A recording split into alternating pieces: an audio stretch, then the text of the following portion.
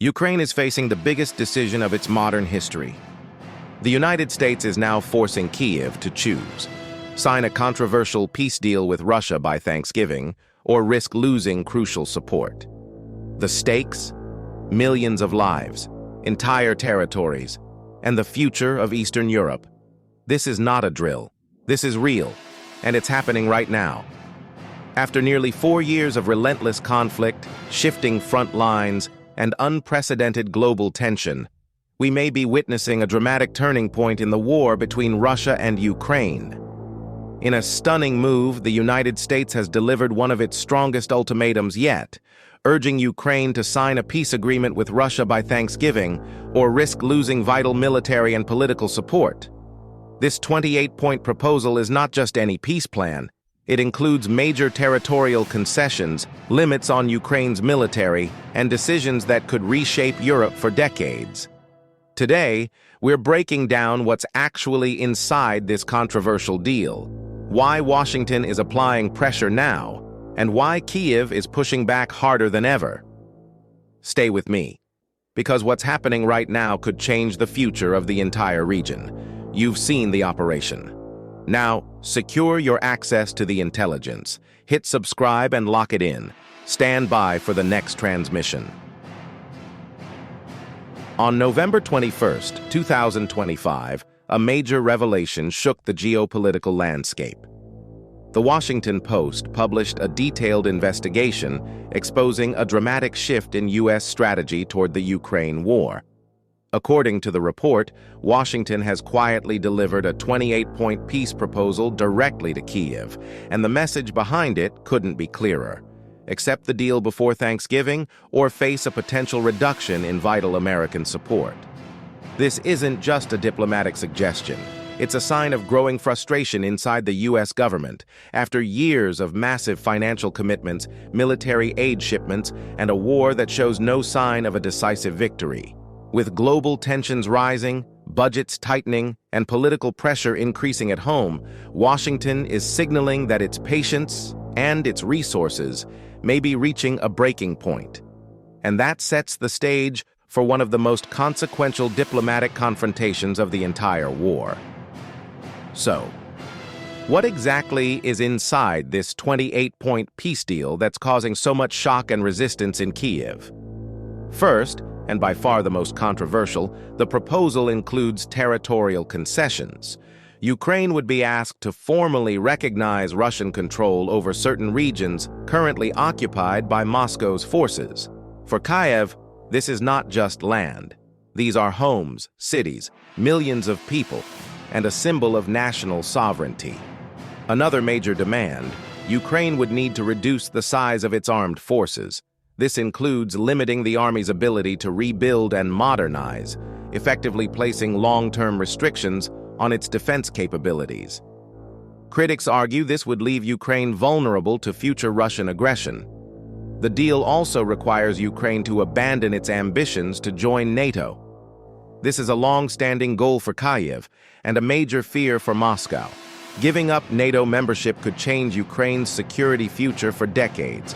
Perhaps most concerning for Ukrainian officials, the deal proposes some form of Russian oversight or influence in specific regions, especially areas recovering from the conflict. Kyiv sees this as a direct threat, essentially giving Moscow a foot inside the door of Ukraine's internal affairs. The proposal also includes a monitored ceasefire supervised by international observers. While this could reduce fighting, it would freeze the current battlefield lines, locking in Russia's territorial gains. Taken together, these 28 points represent one of the most sweeping and controversial peace packages presented since the beginning of the war. To Washington, it's a practical roadmap to end the conflict, but to Ukraine, it looks dangerously close to surrendering key parts of its sovereignty. This is Military Brief covering reality reporting latest news. To understand why the United States is pushing this deal so aggressively right now, we need to look at 3 major pressures building rapidly in Washington. First, the financial pressure. After years of war, the U.S. has poured tens of billions of dollars into Ukraine, funding weapons, training, ammunition, and humanitarian support.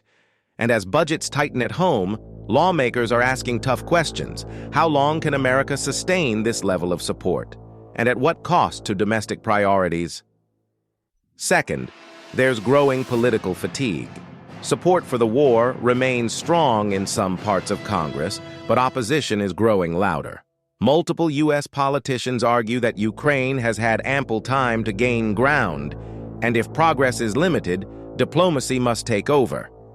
In short, patience is running out. Third, and perhaps most important, the world is entering one of its most unstable periods in decades. Crises in the Middle East, China-Taiwan tensions, attacks in the Red Sea, and Russia's influence growing in Africa. The U.S. is stretched across multiple fronts, and Washington knows it cannot fight or fund every major global conflict at once. So together, these pressures, financial strain, political fatigue, and increasing global instability have pushed Washington to look for a way out of the Ukraine war. And that's why this Thanksgiving deadline isn't just symbolic. It's a clear message from the U.S. government. The window for unlimited support is closing. Despite mounting pressure from Washington, Ukraine is refusing to back down, and their reasons are strong, emotional, and rooted in national survival. For Ukraine, this isn't just about signing a document. It's about national sovereignty. Accepting the proposed deal would mean legally recognizing the loss of territories, cities, towns, and millions of people who lived under the Ukrainian flag. To Kyiv, that's not peace. That's surrender. Ukrainian leaders argue that giving up land now won't stop Russia. It may actually encourage future attacks.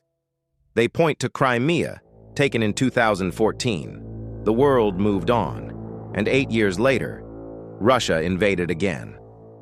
So to Ukraine, conceding territory now means risking another invasion later. Millions of Ukrainians are living in areas now controlled by Russian forces. Kyiv fears that accepting the deal would abandon these civilians, leaving them without protection and vulnerable to persecution. For Ukraine, these aren't lines on a map. They're families, children, entire communities who could be left behind. After years of fighting and sacrificing tens of thousands of lives, backing down now would shatter national morale. Millions of Ukrainians believe victory is still possible, and any compromise that appears too weak could divide the country. There's also a political reality. No Ukrainian president, no matter who, could survive the backlash of surrendering major territories. Signing this deal could end careers, or even destabilize the government internally. So while Washington sees the peace deal as a path toward ending the war, Kyiv sees it as a threat to its sovereignty, its people, and its very future. That's why Ukraine is resisting, even under immense pressure from its strongest ally.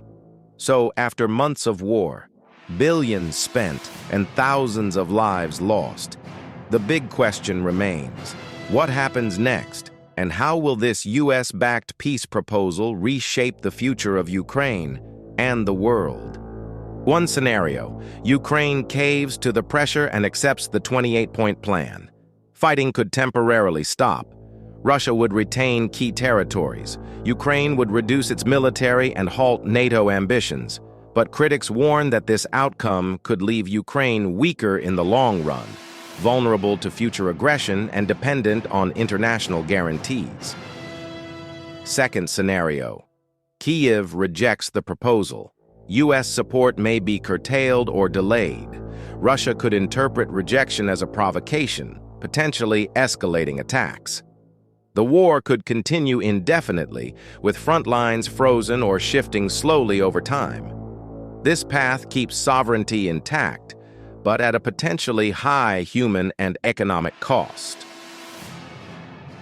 A third possibility: Kyiv and Washington engage in further negotiations, perhaps with international mediators stepping in.